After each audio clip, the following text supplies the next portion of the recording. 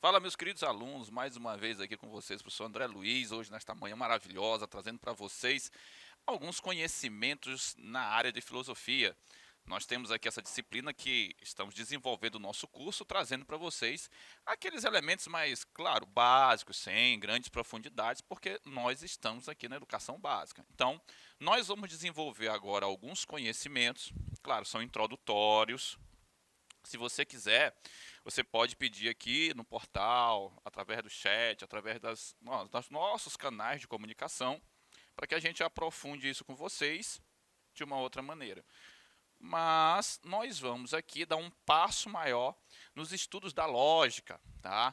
Vocês já acompanharam algumas aulas aí sobre a lógica aristotélica, a lógica clássica, e agora nós vamos dar uma pincelada para vocês, como eu já falei, nada tão profundo, porque nós não temos a pretensão de montarmos aqui um curso superior de lógica. Nós queremos que você conheça, saiba o que trata e possa ter uma noção básica a respeito disso, tá? Então aqui eu vou logo dizendo a vocês que não tem tanta profundidade. É só para esclarecer, mostrar e vocês reconhecerem quando observarem o que é lógica moderna, o que é lógica clássica, tá? Perfeito? Então, vamos lá.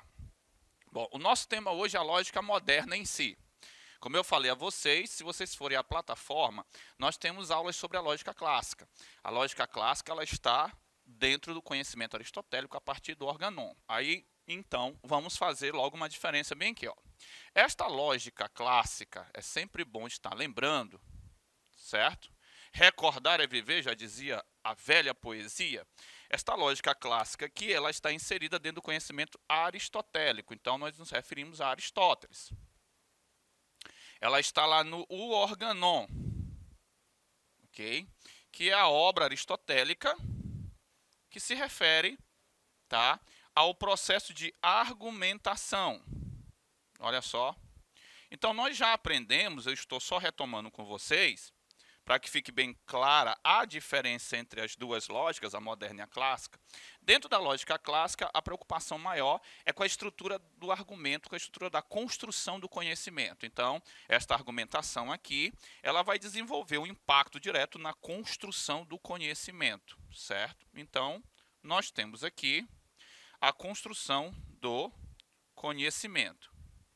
Para os nossos amigos aí, colegas de trabalho, que fique bem claro o seguinte, isso aqui é uma fórmula aproximada, certo? E didática de nós abordarmos o tema, certo? Então, que fique claro que é de uma forma assim minimista, ok? Que é de uma forma assim resumida. Se nós formos resumir, usarmos resumidamente a lógica clássica, ela vai lidar diretamente com o processo de argumentação, que é a construção do conhecimento em si, certo? Ela não está tão preocupada com a validade das sentenças, assim, verdade ou falsidade no caso, ok? Isso já é justamente para a lógica moderna. Então, a lógica moderna, certo? Nós temos aqui a lógica moderna. Esta lógica moderna ela vai apresentar esse diferencial básico. Qual é? Ela vai estar preocupada com a verdade e falsidade das sentenças, das proposições dos enunciados. Então, aqui nós já temos necessariamente, olha, a preocupação com a verdade ou falsidade, certo? Das sentenças, ok? Ou proposições. Ou, se vocês preferirem, claro, obviamente, os enunciados. Então, é muito bom termos esse diferencial em mente. Mas eu volto mais uma vez, novamente trazendo para vocês esta noção. Isso aqui é uma forma aproximada de diferenciá-las. Claro que existem muitos elementos a mais dentro deste processo. Tem muita água passando debaixo desta ponte. Mas para que fique uma noção simples para a educação básica, obviamente, né? Como eu falei a vocês, nós não vamos nos aprofundar tanto. E eu quero dar apenas uma noção, certo, de diferenciação entre as duas. Para que seja mais fácil de você entender, mais simples, isso aqui na universidade, obviamente, é bem mais diferenciado. Dá para citar muitas diferenças, mas não me interessa especializar vocês neste caso aqui, tá? O que me interessa é que vocês saibam pelo menos uma diferenciação básica a respeito destes elementos. E como nós vamos lidar com o básico, uma forma bem simples de fazer essa diferença é esta aqui. Pegar a lógica clássica e falar do processo de argumentação, da construção da argumentação e do conhecimento, o conhecimento em si, e aqui a verdade ou falsidade das sentenças, proposições ou enunciados, correto? Então assim você já vai separando uma da outra de uma forma mais simples, correto? Bom, nós temos a lógica moderna dentro de grandes autores que merecem, claro, todo o nosso respeito e a nossa atenção.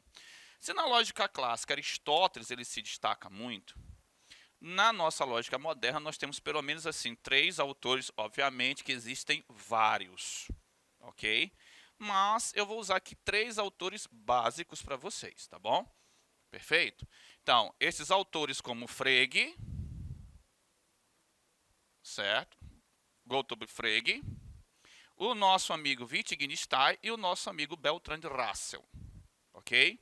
Então, nós vamos começar aqui com o nosso querido amigo Frege, tá? Então, necessariamente, nós temos aqui um dos grandes autores da lógica moderna, certo? Eu vou passar por ele, encontrar um outro e chegar ao Wittgenstein, que é o nosso alvo, talvez o principal, tá bom? Então, necessariamente, o nosso amigo Frege vai começar a desenvolver esta lógica, certo? Associando ela aos elementos da matemática, ok? Então, veja só, a lógica dentro de elementos matemáticos, tá? De caracteres matemáticos, símbolos matemáticos, olha aqui, a presença desde Cantor também, tá? Boole, e aí ele vai também dar prosseguimento a esses estudos, e aqui ele vai, dentro desta lógica, a partir dos elementos matemáticos, se referir a 2 conceitos básicos, tá? Que nós temos sentido e referência, ok? Então, vejam só, nós temos aqui 2 conceitos fundamentais para a lógica moderna, tá, em Frege. Perceba que nós teremos a presença de caracteres extremamente matemáticos, raciocínios aliados à estrutura matemática, algo que nós não temos na lógica clássica, tá? Não é tão frequente, não é tão presente.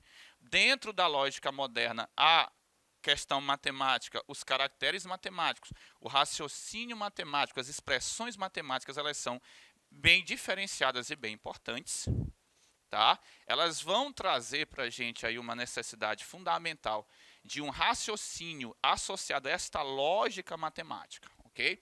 E aqui, então, o Frege continua, tá? Este projeto que é inaugurado não por ele, faço questão de novamente falar a vocês, não é inaugurado pelo Frege, mas o Frege traz, necessariamente, a baila para que possamos pensar em sentido e referência, ok?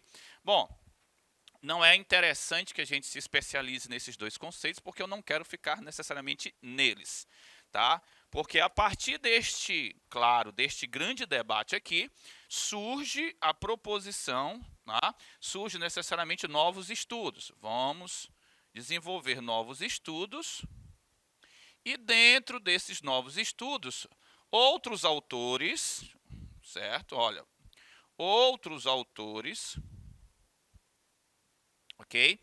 Vão desenvolver novas perspectivas de análise, certo? Olha, com novas perspectivas de análise, certo? Novas perspectivas de análise. Ok, perfeito. É importante que essas novas perspectivas de análise, elas vão usar o que Frege vai desenvolver e a partir disso nós vamos ter aquela velha expressão até da tabela de verdade. Por exemplo, olha, temos aqui como exemplo a famosa tabela de verdade, certo?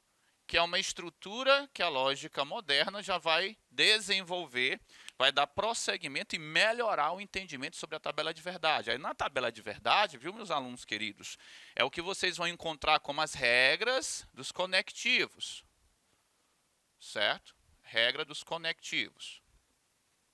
Ok? Dentre essas regras dos conectivos, nós já temos a conjunção, certo? Nós já temos a disjunção, certo? Mas nós vamos acrescentar, obviamente, certo?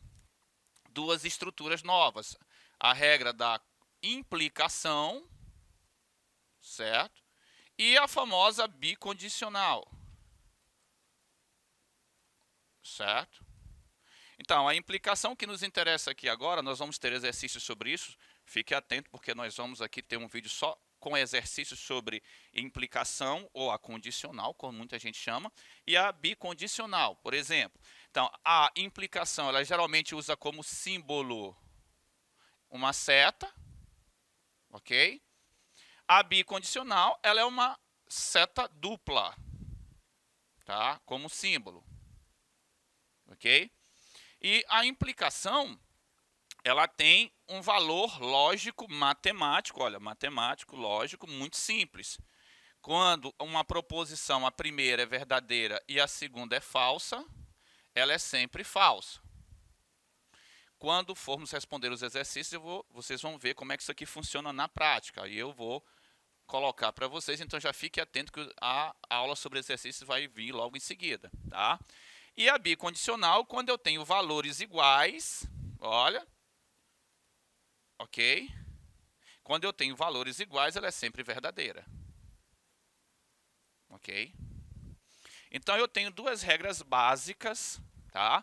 E eu tenho o símbolo lógico-matemático. Olha aqui, ó, a simbologia lógico-matemática e a relação de verdade e falsidade, como nós temos aqui, dentro das proposições ou enunciados, em formas de regras, tanto para a implicação condicional, como para bicondicional ou biimplicação. Correto? Isso aqui é uma aplicabilidade prática, claro, assim, prática no sentido de você treinar e, obviamente, atribuir verdade e falsidade para que você perceba como essa estrutura da lógica moderna vai trabalhar e para que você veja o quanto ela é diferente da lógica clássica, que vai falar do silogismo, da forma como o silogismo tira uma conclusão, a forma como o silogismo produz a sua conclusão, a forma como o silogismo ele coloca a sua conclusão a partir do raciocínio, ok? Na lógica moderna, você já vai estar preocupado com os conectivos e a possibilidade de verdade e falsidade dessas sentenças, proposições, enunciados. Então, sentenças, proposições, enunciados, a partir de valores lógicos e símbolos matematizáveis, eles vão se tornar aqui elementos fundamentais para você estabelecer verdade ou falsidade destas proposições, sentenças ou enunciados, ok? Então, você tem as proposições, as sentenças ou enunciados e atribuir valores a eles.